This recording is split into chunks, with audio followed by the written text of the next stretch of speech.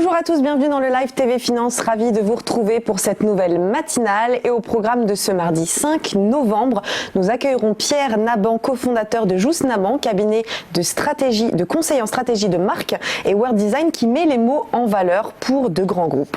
Ensuite, nous suivrons l'ouverture de la Bourse de Paris à 9h avec Benoît Rousseau, trader pour compte propre et fondateur du blog Andil.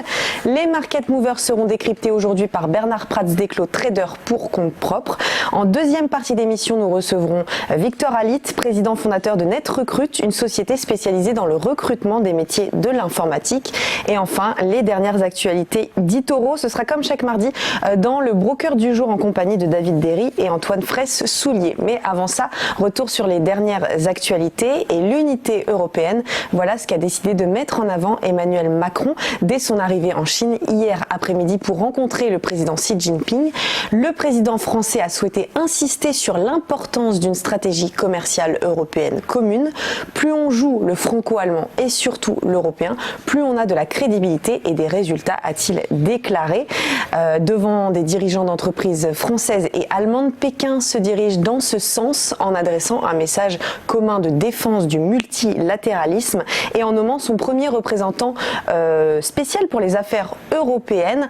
Un premier accord commercial sera signé demain entre l'Union européenne et la Chine. C'est ce qu'a affirmé Emmanuel Macron. Cet accord très attendu portera sur les indications géographiques protégées permettant de mieux protéger en Chine sans produits français et sans produits chinois en Europe. Retour en France maintenant pour vous parler de la ville la plus attractive du pays. Il s'agit de Besançon. Selon un baromètre réalisé par meilleurtaux.com et Joby Joba, cette ville de l'Est combine à la fois un nombre d'offres d'emploi élevé, un taux de CDI important ainsi qu'un prix d'immobilier faible. Alors pour vous donner une idée, un travailleur gagnant le salaire médian net des emplois proposés dans la ville peut s'offrir 74 mètres carrés en empruntant sur 20 ans. Dans ce palmarès, on retrouve aussi Orléans ou Saint-Étienne, des villes moyennes qui dominent Lille, Lyon ou même Grenoble. Enfin, rien pour déstabiliser Ferrari de la crise automobile. Le constructeur italien affiche des résultats trimestriels meilleurs que prévu, entraînant son cours de la bourse à un plus haut historique. C'est son positionnement luxe qui le rend hermétique au coup de mou de l'industrie automobile.